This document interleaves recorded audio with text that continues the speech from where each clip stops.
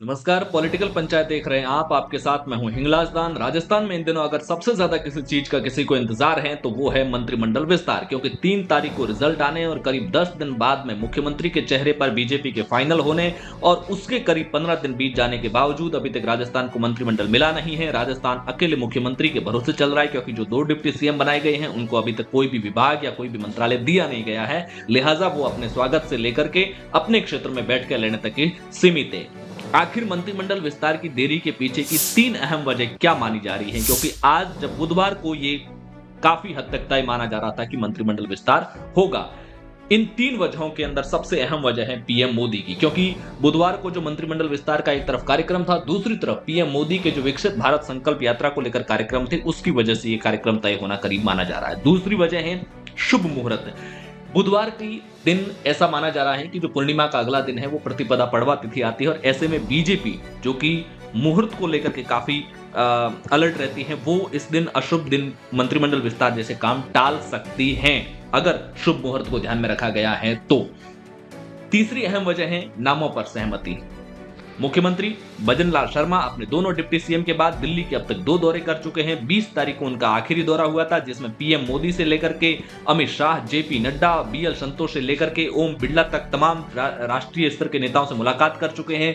इधर राजभवन भी पूरी तरह से अलर्ट मोड पर है, क्योंकि जब मंत्रिमंडल विस्तार होता है तो प्रोटोकॉल के तहत मंत्रिमंडल विस्तार होने से करीब 24 घंटे पहले राजभवन को सूचित करना होता है कि हम मंत्रिमंडल विस्तार कर रहे हैं, शपथ कार्यक्रम होने वाला है। ऐसे में बताया जा रहा है कि नामों पर अभी तक पूरी तरह से सहमति नहीं मिली है। हालांकि जब वो दिल्ली दौरे पर गए थे सीएम भजन लाल शर्मा, तो दिल्ली की तरफ से हरी झंडी मिल चुकी है कि ये वो अगर मान लो 20 नामों का मंत्रिमंडल गठन करना है तो फिर 25 नामों के लगभग मंत्रिमंडल की तरफ से हरी झंडी मिल गई होगी, या 15 नामों की हरी झंडी मिल गई, और जो 5 नाम है वो प्रदेश स्तर के नेताओं को जिम्मेदारी दे दी गई कि प्रदेश स्तर के नेता आपस में मिलकर के और कौन से 5 नाम शामिल किए जा सकते हैं, इसको लेकर के अपना फाइनल फैसला ले ले। यानी कि दिल्ली की तरफ से रुकावटें अब खत्म हो चुकी हैं। दिल्ली ने जो नामों को लेकर डिस्कशन है वो अपना पूरा कर लिया है।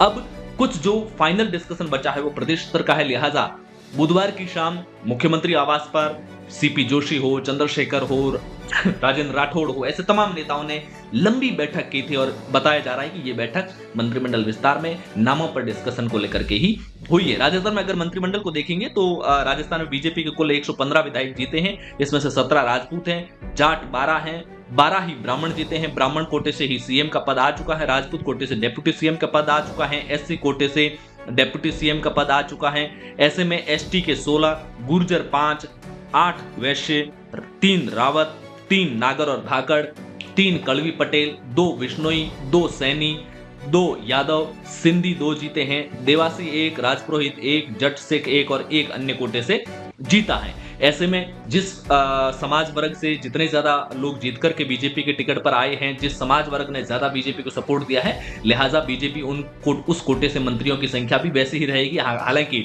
शेखावाटी जैसे एरिया भी है जहां पर बीजेपी पूरी तरह से पिछड़ी है, वहां पर बीजेपी ने बहुत खराब प्रदर्शन किया है। ऐसे में वहां से जीतकर आने वाले ज्यादातर लोगों को मंत्री बनाया जा सकता है। राजपूत कोटे से बीजेपी के जो 17 एमएलए जीत करके आए, उसमें जो मंत्री पद के प्रबल दावेदार, उसमें महेंद्र प्रतापपुरी पोकरण है, बाबू सिंह राठौड़ शेरगढ़ है, विश्वराज सिंह मेवाड़ा नाथद्वारा वाले हैं, पुष्पेंद्र सिंह राणावत बाली वाले हैं, इसके अलावा सिद्धि कुमारी बीकानेर ईस्ट वाले हैं, और सुरेंद्र सिंह राठौड़। ये वो तमाम नाम है जो मंत्री पद की दौड़ में है राजपूत कोटे से। जाट मंत्रियों की बात करें तो 12 विधायक जीत करके आए हैं। भेराराम सियोल, ओशिया, झाबर सिंह खर्रा, श्रीमाधोपुर, सुमित गोदारा, लुणकरण सर, अजय सिंह किलक, डेगाना, ये 4 नाम प्रबल दावेदारों में से, इसमें से 2 को मंत्री बनाया जा सकता है। मारवाड़ से ये 2 नाम आपसी टकराव में हैं। तो वहीं इसके अलावा श्री माधोपुर, चूंकि शेखावाटी में बीजेपी काफी खराब प्रदर्शन किया है, तो झाबर सिंह खर्रा को मंत्री बना करके वहां के जाट वोट बैंक पर काफी मजबूत उनको अपने पक्ष में लेने की कोशिश कर सकती हैं, क्योंकि शेखावाटी के जाटों ने इस बार पूरी तरह से कांग्रेस को समर्थन दिया है। बेराराम सियोल चूंकि मदेरणा परिवार को हराया है और मारवाड़ के एक बड़े जाट नेता है, तो उनका अपना दावा मजबूत है।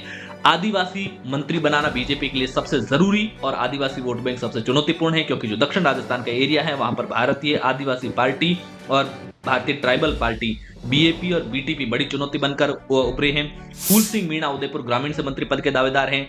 डूंगरपुर की एकमात्र सीट सागवाड़ा से जो जीते हैं शंकरलाल डेचा, वो दावेदार हैं, और बांसवाड़ा की गढ़ी से जीते कैलाश मीणा भी इसके प्रबल दावेदार है। वैश्य मंत्रियों की बात करें तो लालूलाल पितलिया जो सहाड़ा से जीते हैं वो है। जयदीप सिंह बिहानी गंगानगर और ताराचंद जैन उदयपुर जो गुलाब चंद कटारिया की जगह जीते हैं, ये वैश्य कोटे से मंत्री पद के प्रबल दावेदारों में माने जा रहे हैं। गृह मंत्री को लेकर जो चर्चा चल रही है उसमें किरोड़ीलाल मीणा और महंत बालकनाथ का नाम प्रबल माना जा रहा है। महिला कोटे से अजमेर दक्षिण से अनिता बघेल, दीप्ति माहेश्वरी जो कि किरण माहेश्वरी की बेटी है और राजसमंद से विधायक है। इसके अलावा नौक्षम चौधरी जो कि जाहिदा खान को हरा करके जीती है, दलित कोटे से आती है, तो नौक्षम चौधरी का नाम भी प्रबल माना जा रहा है। इसके अलावा बीकानेर ईस्ट जो हमने राजपूत कोटे से बताया सिद्धि कुमारी, उनका नाम भी काफी अहम माना जा रहा है। इसके अलावा जो मंत्रियों में है, राजपुरोहित कोटे से छगन सिंह आहोर, कुमावत कोटे से जोराराम सुमेरपुर, बिश्नोई कोटे से पब्बाराम फलोदी, हंसराज पटेल कोटपुतली, हीरालाल नागर सांगोद, उदयलाल बड़ाना मंडल, ये मंत्री पद के प्रबल दावेदारों में से माने जा रहे हैं। लेकिन मंत्री मंडल के गठन को लेकर के जो लगातार देरी हो रही है, उससे बीजेपी और बीजेपी समर्थित वोट बैंक में एक बेचैनी का माहौल है, क्योंकि जब तक विभागों का बंटवारा नहीं होता तब तक तमाम जो फाइलें होती हैं वो फाइलें अफसरों की टेबलों पर रुकी रहती है, काम नहीं होता है। कानून व्यवस्था को लेकर तमाम सवाल उठ रहे हैं। जयपुर में जिस तरह की घटना हो रही है उसको लेकर के सवाल उठे हैं। एक साथ साथ ये कि बीजेपी चूंकि 115 सीटें जीत करके आई है, जनता ने उनको स्पष्ट बहुमत दिया है, ऐसे में समय रहते मंत्रिमंडल का गठन न होने से जनता में एक तरह का गलत मैसेज भी जाता है।